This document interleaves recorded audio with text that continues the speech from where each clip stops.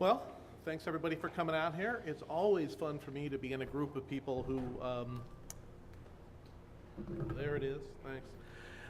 Be out with people who appreciate the valley like I do. I guess I might be the only one on the panel here who doesn't come to you really as an expert on the suburbs so much as a product of the suburbs. I grew up here in the valley. I grew up in Northridge, went to schools here, and my first job in journalism was in the Van Nuys office of the LA Times, in the heart of what we then called downtown Van Nuys. And you know, when I wrote my book on the valley a decade ago now, a little bit more, I didn't give much thought to this whole idea of preserving the post-war valley, or even needing to. I was concerned more with capturing the places and the stories of things that were older and seemed to me more endangered.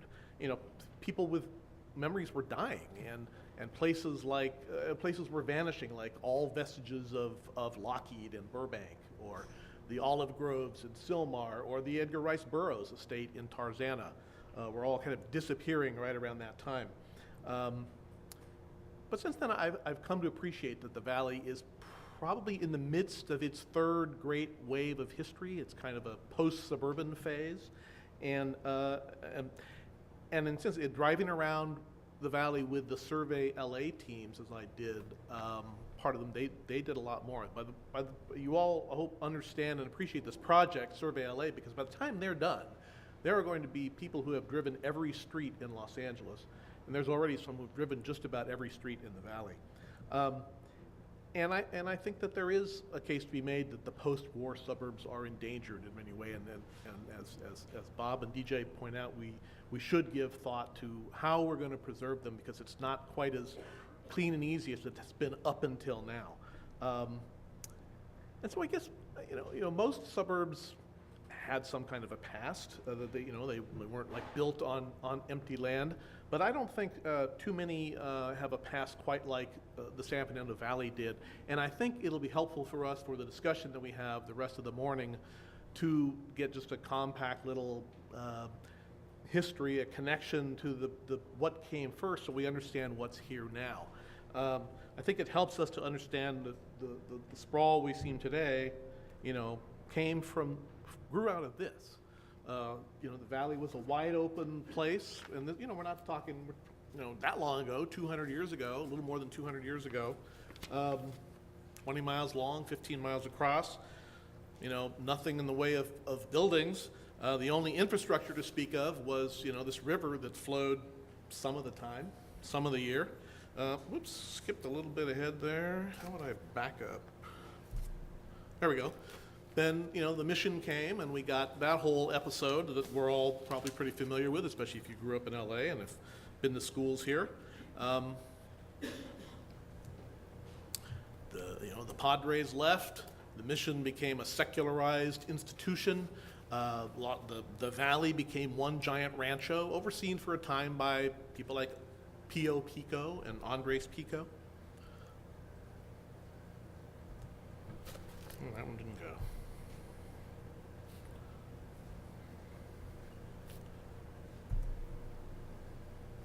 Anybody know what's happening here? It's not going. Oh, resume slideshow. Let's resume the slideshow. Yeah, there we go. A little more mic, okay. I'll stand closer or point it toward me a little bit better. The Mission Rancho covered most of the valley floor, but there were some isolated little properties like the rancho at Encino that we see here. If anybody knows Encino, that's the lake that's there now, that's the farmhouse that's there now, and that's the Diosa adobe that's there now. The valley was one big dry farming empire, mostly wheat, but also some livestock and a heck of a lot of rabbits. As you can see here, they would have to have roundups of the jackrabbits every so often. I've always loved this picture. The thing I find most fascinating is the Chinese man with the long hair in the foreground. This is the middle of the San Fernando Valley, and sometime in the late 1800s, I believe. Then, of course, we started to have this ranch land broken up by essentially into little towns that were essentially, like so much of Southern California, real estate schemes promulgated by railroad men. San Fernando was the first town. Then you got the town around, that we know today as North Hollywood, originally called Toluca, and then Lankershim. Out here at the west end of the valley, you started to have the more rural little homestead originated places like Chatsworth and Calabasas. And then everything changed, of course, in 1913 when the water got here from the Sierra Nevada, and through William Mulholland's aqueduct. It actually started to change a little bit before that, when the consortium of money men downtown, the Harrison Gray Otises and Moses Shermans and Harry Chandlers, started buying up land and preparing for the arrival of the water and starting to subdivide into even more little towns. And that meant, of course, the end of the ranching empire. One of the most astounding events, I think, that's still ever happened in the valley was the selling off of the farm implements and horses and plows and everything on the entire vast Lancashire ranches over a couple of weekends in 1910. Would have been really cool to have been there, I think. So you saw in the building of these little towns the first suggestion of an infrastructure to what became the suburban valley. The Otis and Chandler Consortium planted a town called Van Nuys, a town called Marion, we now call it Reseda, and a town called Owens Mouth, that we now think of as Canoga Park and West Hills, tied it together with one monster road called Sherman Way. This is it, and which also had Pacific Electric tracks running all the way out to the west end of the valley. You could, if you wanted to, and the mother of Catherine Mulholland did, go to high school in Los Angeles, or Hollywood anyway, from the far west end of the San Fernando Valley going by streetcar. A couple of other little towns kind of popped up outside of the Chandler and Otis axis. Some Norwegian settlers settled a town called Zelza, built a really attractive church out on the edge of town. It's still there in Northridge. It's a Korean church now, of course. And the water allowed for the transformation of what was this big, vast, essentially at some times a year, and when the drought was on, a dust bowl, into an irrigated farming, paradise, where they grew sugar beets and lima beans and grapes and tomatoes and flowers and all kinds of other things. And then the schemers came in the 1920s. You can call them dreamers, you can call them schemers, however you choose to look at them. These are the people like Victor Girard, who came out here to the very far west end of the San Fernando Valley and created his town called Girard. And he's the reason we have him to thank for the fact that the neighborhood south of Ventura Boulevard is the shadiest neighborhood in the valley. Charles Weeks came out here from Illinois, started a poultry colony that grew, flamed out before World War II. Some of the ranches, some of the little ranchettes are still there. It's now the community of Winnetka. Stonehurst was another town up near in Shadow Hills and Sunland. I love the fact that there's all these buildings made out of boulders up in Stonehurst. Tarzana came around at about the same time, the quirky little community that Edgar Rice Burroughs developed, or at least had the vision for. And we started to see other kind of infrastructure things coming in that set the stage for what was going to happen in the valley. The putting through of Sepulveda Boulevard from the valley under Mulholland Drive through Sepulveda Pass to the coast was a big thing. That really connected the San Fernando Valley with a whole part of Southern California that was very difficult to reach otherwise, and that made it a part of the highway system through California. And you started to see the development of the industries that, again, formed the basis for the San Fernando Valley culture that we came to know. The studios had been coming out here since 1908 or so, when this was where there was reliable sunshine, terrain that allowed the depiction of, San Fernando Valley could stand in for any place in the world in those days, and especially in the silent movies. So you started to have studios out here, the celebrities who worked at studios, who then became the gentlemen ranchers like James Cagney, or the gentlewomen ranchers. Barbara Stanwyck and Lucille Ball and Carol Lombard all were ranchers in the San Fernando Valley at one time or another. The other industry that sort of popped up and became so important was built around airports, aviation, flying, the building of airplanes, anything to do with aviation. And that formed, at one point we had, half a dozen airports across the valley. And I just love this picture of Amelia Earhart sitting on the floor of the hangar at Lockheed, waiting for someone to finish working on her plane or something.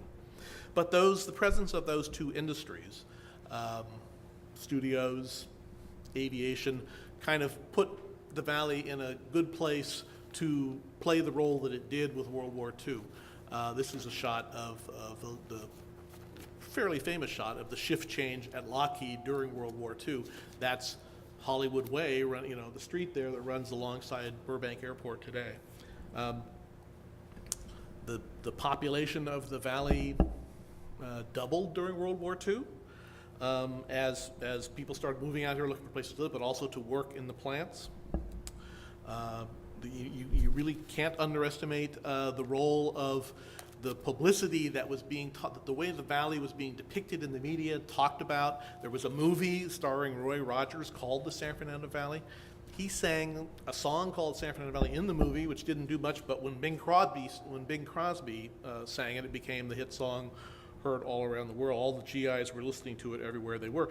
He never actually says anything about this San Fernando Valley, but it doesn't matter. Everybody in the stories knew that he lived here, and that Bob Hope lived here, and that Roy Rogers lived here, and it got people thinking about the San Fernando Valley.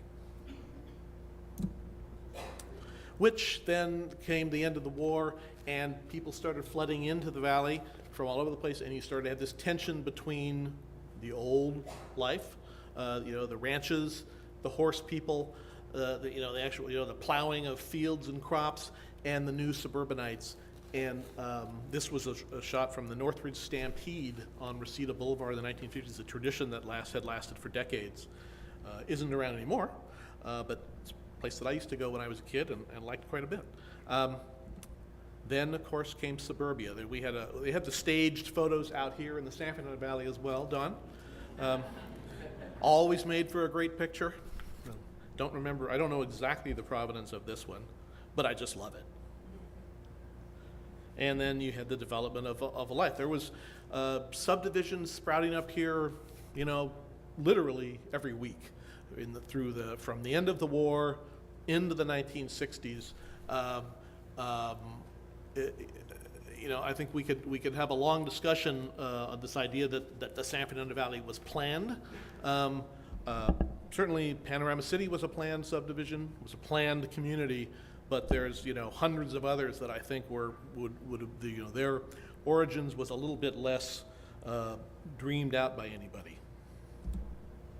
But of course you got the rise of the San Fernando Valley life, swimming pools, celebrity swimming pools, celebrities selling swimming pools. You had the baby boomers just filling up the place. There must have been 500,000 kids here at a certain point. They were building schools every September and every February, because in those days the school years started both in September and February.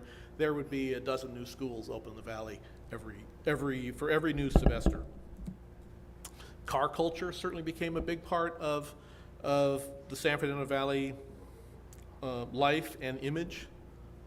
People who lived in the valley especially spent a lot of time in their cars, because a lot of them, perhaps most of them, commuted over the hill to jobs in Los Angeles or had to go across the valley before there were freeways going across the valley. People just spent a lot of time in their cars, including church services in their cars. And this is a picture probably a lot of you have seen before, but I couldn't resist throwing it in one more time and making sure that everybody saw that. This is one picture that Bob had shown as well. I have a little bit different take on it. He saw it as a statement about class distinction, and to me it was an example of the boosterism that drove so much of what was being done in the valley in those days and talked about in the valley. And I think the thing about the valley was that to to the degree that it was thought out at all, the post-war suburbs I'm talking about, the plan was just to be big and to fill up as much of the open space that they could find as possible, as quickly as possible. And there was boosters from as early as the 1930s going down to City Hall and making speeches about how they could not wait to see the valley become this home of 1 million people.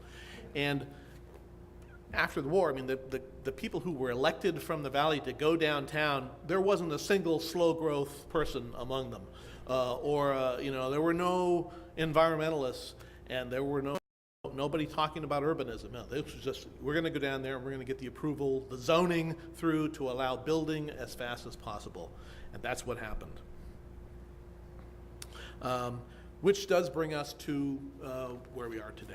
And I will say riding around with the Survey LA team was really interesting to me. I didn't go out nearly as much as they did, but it was interesting to listen to them. And this issue that Bob raised about whether we are talking about preservation the right way and whether it can encompass the kinds of things that we see out there today is very interesting. The very first LA City designated historic cultural monuments, that's the term for it here, were in the valley. The Leonis Adobe is number 1. I think the Bolton Hall in Tujunga is number 2. That was the City Hall of Tujunga when that was a separate city.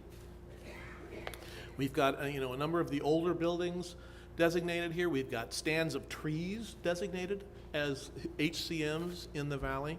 Well, what Survey LA was doing was going around and trying to identify, well, what's that's left is worth preserving, which is designating, which is acknowledging that it's important. And one of the things they were finding was there are these interesting tracts, intact tracts of post-war development homes around the valley that need to be looked at in a certain way, and I found that very interesting. This was, I believe, the Devonshire Highlands or Devonshire Country Estates area in Northridge. The survey team describes it as just exemplary ranch-style homes where you could designate an entire district. This one is the Living Condition Tract in Northridge. Again, distinctive mid-century modern residential neighborhood. Again, it's in good enough shape that it could be argued that it could be a historic district. This, the discussion was held earlier about Panorama City, and the team that I was riding around with, they were disappointed when they went to Panorama City because they came in knowing what the story behind this Panorama City was. That, it was built, that it was planned out, and it was this Kaiser Homes venture with Fritz B. Burns, and it came with a General Motors plant that was going to provide a lot of jobs, and there was the Broadway and the shopping center there. Very successful kind of a model neighborhood for a long time in the San Fernando Valley, and has completely evolved in its in who lives there. The Broadway is gone. All of the stores have turned over. The commercial district has been almost completely rebuilt and refashioned. And as the team, and these are architectural historians and experts driving around, they were looking for any houses that had not been modified, and they were having a hard time with that because the windows weren't very good. These were not well-built houses, particularly. They were small, and so as the families got bigger, people were making additions to the houses where they could. Just about everybody replaced the windows because they wanted to have air conditioning. They had air conditioning to these houses. So I think for places like Panorama City to be included as notable districts going forward, there is going to have to be some discussion about modifying the criteria that go into designating places. The Kalinda Astronic district, which is not very far from here, is one where they didn't have that problem. They found, wow, this is a really interesting place. They didn't expect it to be where it was. Very intact houses out at the west end of Woodland Hills. So I'm not the one to really kind of lay out any manifesto for preserving anything here or to talk about really how to do it. But I think it is good. I think it is a good time to be talking about what do you do about the suburbs going forward, because they are getting old. They are showing signs of wear. They're not, to the degree that they were, beautiful and fully functional in the past, and I know that's arguable to some people, they're less so today. And so now is the time to be talking about it, so I encourage that. And one of the reasons is that if you don't talk about it, if you don't get people acknowledging here's what's out there and recognizing it, you have things like happen here to this Richard Neutra masterpiece that was in Northridge. I grew up in Northridge. I never heard of this thing until I started doing my book more than a decade ago. And it was the house that Neutra did for Josef von Sternberg in the middle of the 1930s. And I'll tell you, if that thing was around today, it would be probably the most celebrated residential structure in the valley. And it was just torn down in 1972 to make way for yet another faceless housing tract. I would argue unplanned. The builder, for the most part, forgotten. If there was an architect involved in that particular neighborhood, I'd be surprised. And that's what I've got. Then hopefully we can talk more about this as we go through the morning.